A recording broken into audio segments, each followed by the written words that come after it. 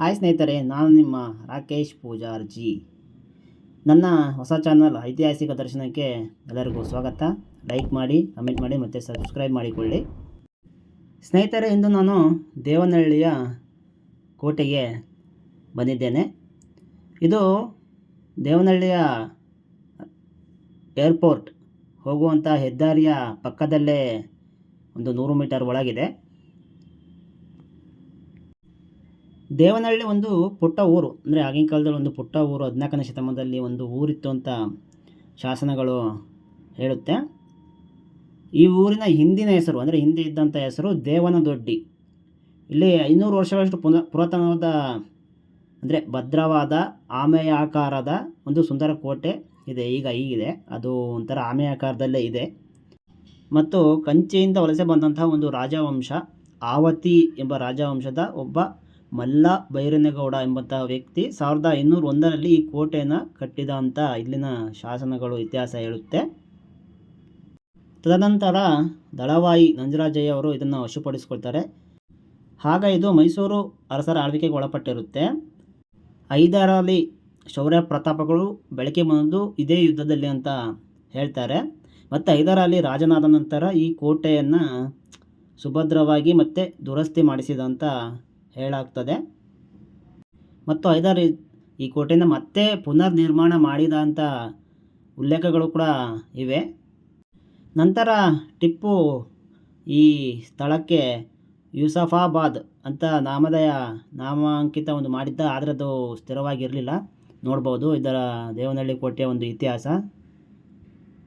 ಇದು ದೇವಸ್ಥಾನದ ಹಿಂದೆ, ಅಂದರೆ ದೇವಸ್ಥಾನದ ಕಾಂಪೌಂಡ್ ಹಿಂದೆನೇ ಇದು ಹಾಕಿದ್ದಾರೆ, ನೋಡ್ಬೋದು. ಅಂದರೆ ಅವನು ಹೆಸರು ಬದಲಾಯಿಸಿದರೂ ಕೂಡ ಅದೇನು ಸ್ಥಿರವಾಗಿರಲಿಲ್ಲ. ಅಂದರೆ ತುಂಬ ವರ್ಷಗಳ ನಂತರ ಅದು ಮತ್ತೆ ಹೋಗಿ ದೇವನಹಳ್ಳಿ ಅಂತ ಹೆಸರೇ ಒಂದು ಪರ್ಮನೆಂಟ್ ಆಗಿದೆ. ಮತ್ತು 1791ರಲ್ಲಿ ಈ ಕೋಟೆ ಕಾರ್ನ್ವಾಲಿಸ್ನ ವಶವಾಗುತ್ತಂತೆ. ಅಂದರೆ ಇಂದಿಗೂ ಇಲ್ಲಿ ಟಿಪ್ಪು ಹುಟ್ಟಿದ ಸ್ಥಳ ರಾಷ್ಟ್ರೀಯ ಸ್ಮಾರಕ ಮಾಡಲ್ಲ. ಅಂದರೆ ಅದು ಒಂದು ಸ್ಥಳವನ್ನು ಒಂದು ಇದೆ, ಅದನ್ನ ಆಮೇಲೆ ನಿಮಗೆ ತೋರಿಸ್ತೇನೆ. ಇದನ್ನು ನೋಡಿ, ಇದು ಕೋಟೆಯನ್ನು ಕಟ್ಟಿದ ಒಂದು ವಿವರ, ಮತ್ತು ಹೇಗೆ ಕೋಟೆಯನ್ನು ರಚಿಸಿದರು, ಮತ್ತು ಅದರ ಐತಿಹಾಸಿಕ ಒಂದು ಕಥೆಯನ್ನು ಈ ಫಲಕ ನಿಮಗೆ ತಿಳಿಸ್ಕೊಡುತ್ತೆ. ಮತ್ತು ಈ ಕೋಟೆಯ ಸುತ್ತಲೂ, ಅಂದರೆ ಒಂದು ಊರಿನ ಸುತ್ತಲೂ ಕೋಟೆ ಇದೆ. ಈ ಕೋಟೆ ಒಳಗೆ ಕೆಲವು ದೇವಸ್ಥಾನಗಳಿವೆ. ಒಂದು ನಂಜುಂಡೇಶ್ವರ ದೇವಾಲಯ ಮತ್ತು ವೇಣುಗೋಪಾಲ ಸ್ವಾಮಿ ದೇವಾಲಯ ಇದೆಯಂತೆ, ಮತ್ತು ಪೂರ್ಣಯ್ಯನವರ ಸರೋವರ ಇದೆಯಂತೆ, ಮತ್ತು ವೇಣುಗೋಪಾಲ ಸ್ವಾಮಿ ದೇವಾಲಯ, ಮತ್ತು ಆವತಿಯಲ್ಲಿ ಚೆನ್ನಕೇಶ್ವರ ಸ್ವಾಮಿ ದೇವಾಲಯ ಇದೆಯಂತೆ. ಅಂದರೆ ಇದು ಆಗಿನ ಕಾಲದಲ್ಲಿ ಒಂದು ಸುಭದ್ರ ಕೋಟೆ ಆಗಿತ್ತು. ಅಂದರೆ 2 ಕಡೆ ಎಂಟ್ರೆನ್ಸ್ ಇತ್ತು. ಒಂದು ಕಡೆ ಎಂಟ್ರೆನ್ಸ್ ಎಲ್ಲ ಬಿದ್ದೋಗಿದೆ, ಅದನ್ನು ದುರಸ್ತಿ ಮಾಡಿಲ್ಲ. ಇದು ಸಾರ್ವಜನಿಕರಿಗಂತೂ ಬೇಡವೇ ಬೇಡ ಆಗಿದೆ. ನೋಡಿ ಎಷ್ಟು ಬೇಜವಾಬ್ದಾರಿಯಿಂದ ಇಟ್ಕೊಂಡಿದ್ದಾರೆ. ಯಾರೂ ಇಲ್ಲಿ ಮೇಂಟೆನೆನ್ಸ್ ಏನೂ ಇಲ್ಲ. ಒಂದು ಕೋಟೆ ಇದೆ ಅನ್ನೋದು ಒಂದಿದೆ ಅಷ್ಟೇ, ಇನ್ನು ಸ್ವಲ್ಪ ದಿನದಲ್ಲಿ ಅದು ಕೂಡ ಇರಲ್ಲ ಅಂತ ನನ್ನ ಅನಿಸಿಕೆ. ನೋಡಿ ಎಷ್ಟು ಗಲೀಜಾಗಿ ಇಟ್ಕೊಂಡಿದ್ದಾರೆ. ಒಂದು ಐತಿಹಾಸಿಕ ಸ್ಥಳವನ್ನು ಇಲ್ಲಿನ ಸ್ಥಳೀಯರು ತುಂಬ ಹಾಳು ಮಾಡಿದ್ದಾರೆ. ಹೋಗಲಿ, ಸರ್ಕಾರಕ್ಕಂತೂ ಬೇಡ, ಮತ್ತು ಪ್ರತಿನಿಧಿಗಳಂತೂ ಅಧಿಕಾರಿಗಳಂತೂ ತಲೆ ಕೆಡಿಸ್ಕೊಂಡಿಲ್ಲ. ಸ್ಥಳೀಯರಾದರೂ ಕೂಡ ಇದ್ರ ಬಗ್ಗೆ ತಲೆ ಕೆಡಿಸ್ಕೊಂಡು ಒಂದು ಸುಸ್ಥಿತಿಯಲ್ಲಿ ಇಟ್ಕೋಬೇಕಲ್ವ. ನೋಡಿ ಎಷ್ಟೊಂದು ಹಾಳಾಗಿದೆ. ನೋಡಿ ಹುಲ್ಲು ಗಿಡಗಳೆಲ್ಲ ಬೆಳೆದಿದೆ. ನೋಡಿ ಒಂದು ಪಕ್ಕದಲ್ಲಿ ಕೆರೆ ಇದೆ, ಕೆರೆಯ ಪಕ್ಕದಲ್ಲೇ ಈ ಕೋಟೆಯನ್ನು ನಿರ್ಮಿಸಲಾಗಿದೆ. ಇಲ್ಲಿಂದ ನಿಂತು ನೋಡಿದರೆ ನಂದಿ ಬೆಟ್ಟದ ಕೂಡ ಕಾಣಿಸುತ್ತೆ. ಇಲ್ಲಿಂದ ನಿಂತು ನೋಡಿದರೆ ನಂದಿ ಬೆಟ್ಟ ಕೂಡ, ನೋಡಿ ಇಲ್ಲಿ ಕಾಣಿಸ್ತಾ ಇದೆಯಲ್ಲ, ನಂದಿ ಬೆಟ್ಟ ಕೂಡ ಇಲ್ಲಿಂದ ನಿಂತು ನೋಡಿದರೆ ಕಾಣಿಸುತ್ತೆ. ಇದು ಪಕ್ಕದಲ್ಲಿ ಇರುವಂತಹ ಒಂದು ಕೆರೆ ನೋಡಿ. ಇದು ಕೋಟೆಯ ಮುಂಭಾಗ, ಅಂದರೆ ನಾನು ಎಂಟ್ರೆನ್ಸ್ ಬಂದನಲ್ಲ ಅದು. ಎಷ್ಟು ವಿಶಾಲವಾಗಿ ಕಟ್ಟಿದ್ದಾರೆ ನೋಡಿ. ಇಲ್ಲೊಂದು ಸೈನಿಕರ ಕೊಠಡಿ, ಅಂದರೆ ಸೈನಿಕರ ವಾಚ್ ಟವರ್ ಪಕ್ಕ ಇರೋದು ನೋಡಿ. ಅಷ್ಟೊಂದು ಗಲೀಜು ಮಾಡಿದ್ದಾರೆ. ತುಂಬ ಹೇಳಲಿಕ್ಕೆ ನಮಗೆ ಒಂಥರ ಮುಜುಗರ ಆಗುತ್ತೆ. ಅಂಥ ಅಸಹ್ಯಕರವಾದ ಒಂದು ಚಟುವಟಿಕೆಗಳನ್ನು ಇಲ್ಲಿ ಮಾಡಿದ್ದಾರೆ. ಉಳಿಸ್ಕೊಳ್ಳೋದಂತೂ ಬೇಡ, ಅಲ್ಲೇನು ಕಷ್ಟಪಟ್ಟು ಏನು ಮಾಡೋದು ಬೇಡ. ಅಲ್ಲಿ ಹೋಗಿ ಗಲೀಜು ಮಾಡಬಾರ್ದು ಒಂದು ಕಾಮನ್ ಸೆನ್ಸು ಕೂಡ ಸ್ಥಳೀಯರಲ್ಲಿಲ್ಲ ಅಂತ ನನ್ನ ಅನಿಸಿಕೆ. ಕಾಮನ್ ಸೆನ್ಸ್ ಇಲ್ಲ ಅಂತ ನನ್ನ ಅನಿಸಿಕೆ. ಯಾಕೆಂದರೆ ಇಂಥ ಸ್ಥಳ ನೋಡಿ ಎಷ್ಟು ಬೇಜಾರಾಗ್ತದೆ. ನೋಡಿ ಎಷ್ಟು ಬೇಜಾರಾಗ್ತದೆ, ಎಲ್ಲ ಹಾಳು ಮಾಡಿದ್ದಾರೆ. ಇಲ್ಲಿ ಬನ್ನಿ, ಇಲ್ಲಿ ಗನ್ ಪಾಯಿಂಟ್ ಇದೆ. ಎಷ್ಟು ಚಂದ ಇಲ್ಲಿ ಗನ್ ಪಾಯಿಂಟ್ಗಳು ಮಾಡಿದ್ದಾರೆ ಅಂದರೆ ತುಂಬ ಇದೆ. ಈ ಕೋಟೆಯ ಸುತ್ತ ಗೋಡೆಯ ಸೊ ಒಂದು 2 ಮೀಟ್ರು ಇದಕ್ಕೂ ಒಂದು ಈ ಥರ ಒಂದು ಪಾಯಿಂಟ್ ಇದೆ, ಗನ್ ಪಾಯಿಂಟ್ ನೋಡಿ. ಹೊರಗಿಂದ ಬರುವಂಥ ಶತ್ರುಗಳನ್ನು ಇಲ್ಲಿಂದನೇ ಗುಂಡಿಕ್ಕಿ ಕೊಲ್ಲುವಂಥ ಒಂದು ವ್ಯವಸ್ಥೆ ನೋಡಿ, ಎಷ್ಟು ಚೆಂದ ಮಾಡಿದ್ದಾರೆ. ಗೂಡು ಥರ ಮಾಡಿ ಮತ್ತು ವಿ ಶೇಪಲ್ಲಿ ಒಂದು ಲೈನು ಮತ್ತು ಸೆಂಟ್ರ್ ಒಂದು ಲೈನು ಮತ್ತು ಪಕ್ಕ ಒಂದು ಲೈನು ಮತ್ತು ಕೆಳಗೆ ಒಂದು ಲೈನ್ ಮಾಡಿದ್ದಾರೆ ನೋಡಿ. ಅಂದರೆ ಎಷ್ಟು ಸುಭದ್ರವಾಗಿ ಕೋಟೆಯನ್ನು ನಿರ್ಮಿಸಿದ್ದಾರೆ. ನಿರ್ಮಾಣ ಮತ್ತು ಪುನರ್ನಿರ್ಮಾಣ ಆಗಿದೆ ಅಂದರೆ ಶತ್ರುಗಳು ಒಳಗೆ ಬರಲಿಕ್ಕೂ ಆಗದೇ ಇರೋಂಥ ಒಂದು ಸುಭದ್ರ ಕೋಟೆಯಾಗಿತ್ತು ಅಂತ ನನಗೆ ಅನ್ನಿಸ್ತಾ ಇದೆ ನೋಡಿ. ಇಲ್ಲಿಂದ ಎಷ್ಟು ಚೆಂದ ಕಾಣಿಸುತ್ತೆ ವ್ಯೂ.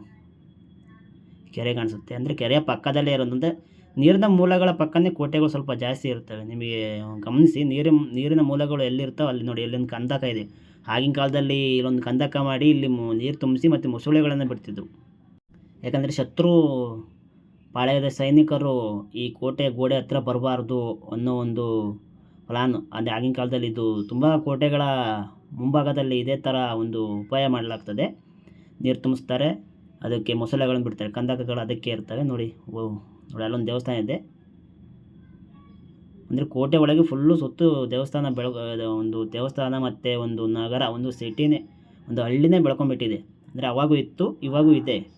ಆದರೆ ಉಳಿಸ್ಕೊಳ್ಳೋ ಪ್ರಯತ್ನ ದೇವನಹಳ್ಳಿ ಯಾರೋ ಒಬ್ಬರಲ್ಲೂ ಇಲ್ಲ ಅಂತ ನನಗನ್ನಿಸುತ್ತೆ. ನೋಡ್ಬೋದು ಎಷ್ಟು ಸುಭದ್ರವಾಗಿ ಕೋಟೆಯನ್ನು ನಿರ್ಮಾಣ ಮಾಡಿದ್ದಾರೆ ನೋಡಿ. ಇದು ಒಂದು ಬತ್ತೇರಿ ವಾಚ್ ಟವರು, ಅಂದರೆ ವಾಚ್ ಟವರ್ ಅಂತಾರಲ್ಲ ಇದು. ಮತ್ತು ಇಲ್ಲಿ ನೋಡಿ ಸೈನಿಕರು ರೆಸ್ಟ್ ಮಾಡೋ ಜಾಗ, ಅಂದರೆ ವಿಶ್ರಾಂತಿ ಪಡೆಯುವಂಥ ಸ್ಥಳ. ಈ ಒಂದು ಬತ್ತೇರಿ ಮಾತ್ರ ಒಂದು ಪೇಂಟ್ ಹೊಡೆದು ಇದು ಮಾಡಿ ಇಟ್ಕೊಂಡಿದ್ದಾರೆ, ಸುಭದ್ರವಾಗಿ ಕಾಣಿಸುತ್ತೆ ಇದು ಒಂದು ಬತ್ತೇರಿ ಮಾತ್ರ ನೋಡಿ. ಕೋಟೆ ಮೇಲೆಲ್ಲ ಗಿಡ ಗಂಟೆಗಳು ಬೆಳೆದ್ಬಿಟ್ಟವೆ. ಇನ್ನು ಸ್ವಲ್ಪ ದಿವಸ ಬಿಟ್ಟರೆ ಅದೆಲ್ಲ ಬೆಳ್ಕೊಂಡು ದೊಡ್ಡದಾಗಿ ಇದು ಕೂಡ ಇರೋದಿಲ್ಲ ಅನಿಸುತ್ತೆ ನೋಡಿ. ಎಷ್ಟು ಸುಭದ್ರವಾಗಿ ಸುಸಜ್ಜಿತವಾಗಿ ಕಟ್ಟಿದ್ದಾರೆ ನೋಡಿ, ಎಷ್ಟು ಗಲೀಜು ಮಾಡಿದ್ದಾರೆ. ಸೈನಿಕರ ಒಂದು ವಿಶ್ರಾಂತಿ ಸ್ಥಳ, ಅಂದರೆ ಎವ್ರಿ ಡೇ ಆ್ಯಂಡ್ ನೈಟ್ ಕೂಡ ಅವ್ರು ವಾಚ್ ಆದ್ದರಿಂದ ಇಲ್ಲೇ ರೆಸ್ಟ್ ಮಾಡುವಂಥ ಒಂದು ಸಣ್ಣ ಸ್ಥಳವನ್ನು ಇದು ಮಾಡಿದ್ದಾರೆ ನೋಡಿ. ಎಷ್ಟು ಚೆನ್ನಾಗಿ ಒಂದು ಕಲೆ ಮತ್ತು ವಾಸ್ತುಶಿಲ್ಪ, ಅಂದರೆ ಒಂದು ಕೆತ್ತನೆ ಕೂಡ ಇದೆ. ಅಲ್ಲಿ ಗಾರೆಯಿಂದ ಆಗಿದೆ, ಇದೆಲ್ಲ ಗಾರೆಯಿಂದ ಮಾಡಿರೋವಂಥ ಒಂದು ಗೋಡೆ ನೋಡಿ. ಇಲ್ಲಿ ಎಷ್ಟು ಒಂದು ಪಾಯಿಂಟ್, ಇದು ಒಂದು ಪಾಯಿಂಟ್, ಈ ಕಡೆ ಇಲ್ಲಿ ಸೆಂಟ್ರಿ ಒಂದು ಪಾಯಿಂಟು, ಮತ್ತು ಸೈಡಲ್ಲಿ ಒಂದು ಪಾಯಿಂಟು, ಮತ್ತು ಕೆಳಗೆ ಅಂದರೆ ಅದು ಸೆಂಟ್ರ್ ಇತ್ತು, ಅದು ಕೆಳಗೆ ಒಂದು ಪಾಯಿಂಟ್ ನೋಡಿ. ಎಷ್ಟು ಗಲೀಜು ಮಾಡಿದ್ದಾರೆ ನೋಡಿ, ಎಲ್ಲ ತುಂಬಿ ಇಲ್ಲಿ ಕಲ್ಲು ಗಿಲ್ಲು ತುಂಬಿ ಎಲ್ಲ ತುಂಬ ಬೇಜಾರಾಗ್ತದೆ. ಇಂಥ ಸ್ಥಳಗಳನ್ನು ಉಳಿಸ್ಕೊಳ್ಳೋಂಥ ಪ್ರಯತ್ನ ಅಲ್ಲಿನ ನಾಗರಿಕರಲ್ಲಿ ಒಬ್ಬರಿಗೂ ಇಲ್ಲ ಅನ್ನೋದು ಒಂದು ಬೇಜಾರಾಗ್ತದೆ. ಇನ್ನು ರಾಜಕಾರಣಿಗಳಂತೂ ಕೇಳಲೇಬೇಡಿ, ಅವ್ರು ಇದ್ರ ಬಗ್ಗೆ ತಲೆನೇ ಕೆಡಿಸ್ಕೊಳಲ್ಲ. ತುಂಬ ಚೆನ್ನಾಗಿ ಕಟ್ಟಿದ್ದಾರೆ. ನಾನು ನೋಡಿದಂಥ ಒಂದು ಕೋಟೆಗಳಲ್ಲಿ ಇದು ತುಂಬ ಸುಸಜ್ಜಿತವಾಗಿ ಒಂದು ಸ್ವಲ್ಪ, ಅಂದರೆ ಒಳಗೆ ಕೋಟೆ ಇಲ್ಲದಿದ್ದರೂ ಸುತ್ತ ಕೋಟೆ ಗೋಡೆ ಸುಸಜ್ಜಿತವಾಗಿ ಒಂದು ಶತ್ರುಗಳ ದಾಳಿಗೆ ಎದೆ ಕೊಟ್ಟು ನಿಂತ್ಕೊಂಡಿದೆ ಅನ್ನೋ ರೀತಿ ಇದೆ ನೋಡಿ. ಇಲ್ಲೊಂದು ಬತ್ತೇರಿ, ಇಲ್ಲೊಂದು ವಾಚ್ ಟವರ್, ಸೈನಿಕರ ವಾಚ್ ಟವರ್ ಇದೆ. ಇಲ್ಲೊಂದು ಸೇಮ್ ಇಲ್ಲೂ ಒಂದು ಸ್ಥಳ ಮತ್ತು ಒಂದು ಸೈನಿಕರ ವಿಶ್ರಾಂತಿ ನೋಡಿ. ಇಲ್ಲಿ ಒಂದು 2 ಕೋಣೆಗಳು ಕೂಡ ಇವೆ ಮತ್ತು ಮೆಟ್ಟಿಲುಗಳು ಕೂಡ ಇಲ್ಲಿ ಮಾಡಿದ್ದಾರೆ ನೋಡಿ. ಇಲ್ಲೊಂದು ಗೂಡಿದೆ ನೋಡಿ, ಇಲ್ಲೊಂದು ಕೋಣೆ ಥರ ಇದೆ.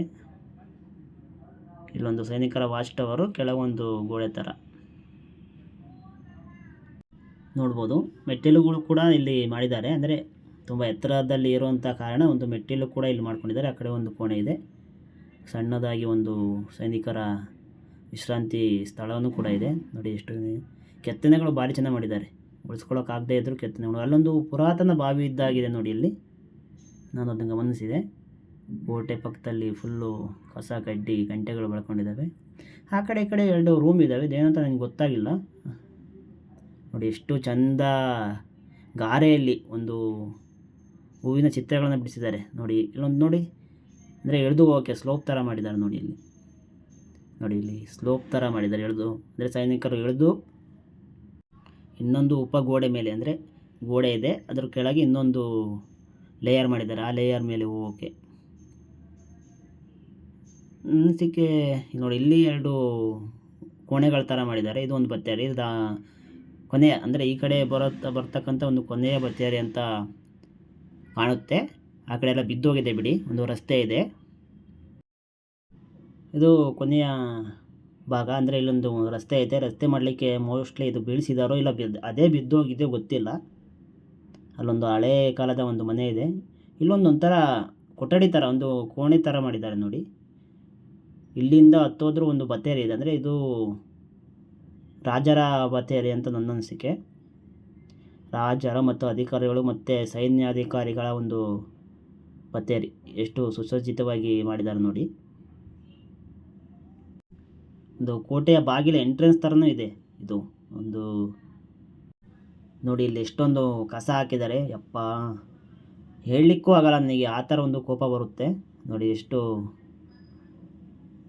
ಬೇಜವಾಬ್ದಾರಿಯಿಂದ ಇಟ್ಕೊಂಡಿದ್ದಾರೆ. ಮೇಲೆ ನೋಡಿ ಎಷ್ಟೊಂದು ಕಸನೂ ಕೂಡ ಹಾಕಿದ್ದಾರೆ ನೋಡಿ. ಏನು ಚಿತ್ರಗಳನ್ನು ಕೆತ್ತಿದ ಇವರೇ ಶಿಲ್ಪಿಗಳಾಗ್ಬಿಟ್ಟಿದ್ದಾರೆ ನೋಡಿ. ಎಷ್ಟು ಚೆಂದ ನೋಡಿ. ಮೇಲಿಂದ ಇದು ಮೇಲಿಂದ ನಿಂತ್ಕೊಂಡು ನೋಡುವಂಥ ಒಂದು ಸ್ಥಳ. ರಾಜರು, ಅಧಿಕಾರಿಗಳು ಮತ್ತು ಸೈನಿಕರು ನಿಂತ್ಕೊಂಡು ನೋಡುವಂಥ ಒಂದು ಸ್ಥಳ ನೋಡಿ. ಇಲ್ಲೊಂದು ಏನೋ ಹಾವು ಚಿತ್ರ ಇದೆ, ಹಾವಿನ ಥರ ಇದೆ. ಒಂದು ಈ ಬಾಗಿಲಿನ ಮುಂಭಾಗದಲ್ಲೇ ನನಗೆ ಈ ಥರ ಒಂದು ಹಾವಿನ ಚಿತ್ರ ಇರೋದು ಒಂದು ಕಲ್ಲು ನೋಡಿದೆ. ಇದಷ್ಟೇ ಇಲ್ಲಿರೋದು. ಮತ್ತಿನ್ನೊಂದು ಭಾಗ ಇಲ್ಲವೇ ಇಲ್ಲ, ಎಲ್ಲ ಬಿದ್ದೋಗಿದೆ ನೋಡಿ. ಅಲ್ಲೊಂದು ಹಳೆ ಮನೆ ಇದೆ, ಯಾವುದು ಇನ್ನೊಂದು ಮನೆ ಬಿದ್ದೋಗಿರೋ ಥರ ಕಾಣುತ್ತೆ. ಬನ್ನಿ, ಇಲ್ಲೊಂದು ಮೀನಿನ ಚಿತ್ರ ಇದೆ ನೋಡಿ. ಅಂದರೆ ಮೀನಿನ ಚಿತ್ರ ಇದೆ ಅಂದರೆ ಅದರ ಅರ್ಥ ನೀರಿನ ಒಂದು ಮೂಲ ಇದೆ ಅಂತ ಅರ್ಥ. ಅಂದರೆ ಈ ಮುಖವಾಗಿ ಆ ಮೀನು ಇದಾಗಿರೋದ್ರಿಂದ ಇಲ್ಲಾಸಿ ಹೋಗುವಂಥ ಸ್ಥಳ ಇತ್ತೋ ಇಲ್ಲ ಇಲ್ಲೇ ನೀರಿತ್ತೋ ಗೊತ್ತಿಲ್ಲ. ಇಲ್ಲೊಂದು ಮೀನಿನ ಚಿತ್ರ, ಈ ಕಡೆಯೂ ಕೂಡ ಮೀನಿನ ಚಿತ್ರ ಇದೆ. ಅಂದರೆ ಮೀನಿನ ಚಿತ್ರ ಇದೆ ಅಂತ ಅಂದರೆ ನೀರಿನ ಮೂಲ ಇದೆ ಅಂತ ಅರ್ಥ. ಅಂದರೆ ಇಲ್ಲಾಸಿ ಹೋಗುವಂಥ ಒಂದು ಮಾರ್ಗ ಇತ್ತೇನೋ. ಇತ್ತೀಚೆಗೆ ಅದು ಫುಲ್ಲು ಬಂದಾಗಿದೆ ನೋಡಿ. ಎಷ್ಟು ಚೆನ್ನಾಗಿ ಗಾರೆ ಮತ್ತು ಇಟ್ಟಿಗೆಗಳನ್ನು ಬಳಸಿ ಎಷ್ಟು ಚೆನ್ನಾಗಿ ರಚಿಸಿದ ನೋಡಿ. ಅಲ್ಲಿ ಇಟ್ಟಿಗೆಗಳನ್ನು ನೋಡಿ ಎಷ್ಟೆಷ್ಟು ದಪ್ಪ ಇದೆ ನೋಡಿ. ಭಾರಿ ಸ್ಟ್ರಾಂಗ್ ಇದೆ. ನಾನು ನೋಡಿದೆ, ಇಟ್ಟಿಗೆ ಭಾರಿ ಸ್ಟ್ರಾಂಗ್ ಇದೆ ನೋಡಿ. ಎಷ್ಟು ಚೆನ್ನಾಗಿ ಮಾಡಿದ್ದಾರೆ. ಬನ್ನಿ, ಇಲ್ಲಿ ದೇವಸ್ಥಾನ ಇದೆ. ಅಂದರೆ ಇದೇ ದೇವಸ್ಥಾನ. ಅದು ಆಲ್ರೆಡಿ ಕ್ಲೋಸ್ ಆಗಿದ್ದರಿಂದ ನಾನು ಒಳಗೆ ಹೋಗ್ಲಿಕ್ಕೆ ಆಗಲಿಲ್ಲ. ನಿಮಗೆ ಹೊರಗಿಂದ ತೋರಿಸಿದ್ದೀನಿ. ಇದು ಕೋಟೆಯ ಹೊರಭಾಗ ಇದು. ಒಂದು ಸೈಡಲ್ಲಿ ಬಂದು ನಿಮಗೆ ತೋರಿಸ್ತೇನೆ. ಬರೀ ಇಲ್ಲೊಂದು ಸ್ಥಳ ಇದೆ ಸ್ನೇಹಿತರೆ. ಇದೇ ಟಿಪ್ಪುವಿನ ಜನ್ಮಸ್ಥಳ. ಅಂದರೆ ಕೋಟೆಯಿಂದ ಒಂದು 300 ಮೀಟ್ರ್ ದೂರದಲ್ಲಿ ಇದೆ ಇದು. ಊರೊಳಗೆ ಬರಬೇಕು ಅಂದರೆ ರಸ್ತೆ ಕಡೆ ಹೋಗುವಂಥ ದಾರಿಯಲ್ಲಿ ಬಂದರೆ ಇದು ಸಿಗ್ತದೆ ನಿಮಗೆ ನೋಡಿ. ಟಿಪ್ಪು ಸುಲ್ತಾನು ಜನ್ಮಸ್ಥಳ. ಅಂದರೆ ಟಿಪ್ಪು ಇಲ್ಲೇ ಹುಟ್ಟಿದ್ರು ಅನ್ನೋಕ್ಕೆ ಒಂದು ಸ್ಮಾರಕ ರಚನೆ ಮಾಡಿದ್ದಾರೆ ಇಲ್ಲಿ ನೋಡಿ.